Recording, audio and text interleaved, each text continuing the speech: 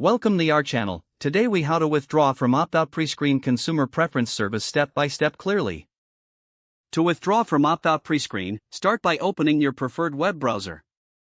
In the address bar, type in www.optoutprescreen.com and press enter. Once the OptOutPrescreen website loads, look for the opt-out section on the home page. Click on the opt-out button to proceed. You will be redirected to a page with options for opting out.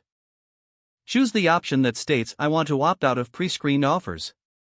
Next, you will need to enter your personal information. Provide your name, address, and social security number in the required fields. Make sure that all information is accurate to avoid processing issues. After filling in your details, click on the Submit button. You may be prompted to answer a few verification questions for security purposes. Complete the verification process as instructed. Once verified, your request will be processed, which may take a few minutes. A confirmation message will appear on the screen once your application is successful. If you prefer not to use the online method, you can also opt out by mail. To do this, download and print the opt-out disclosure form from the site. Fill out the form with your information and sign it. Mail the completed form to the address provided on the form. Allow a few weeks for your request to be processed by mail. After opting out, you should notice a reduction in pre-screened offers. It's essential to check back every 5 years, as your request may need renewal. This completes the process of withdrawing from the OptOutPrescreen consumer preference service.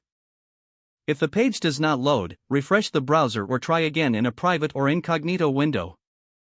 Make sure you are using the correct email address, then retype it carefully to avoid small typos. If your password is not accepted, use the reset option and create a new strong password you can remember.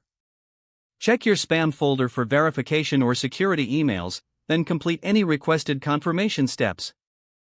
Enable two-factor authentication if available to improve account security and reduce unauthorized access risk. After signing in, review your profile details so your contact information and settings are accurate and current.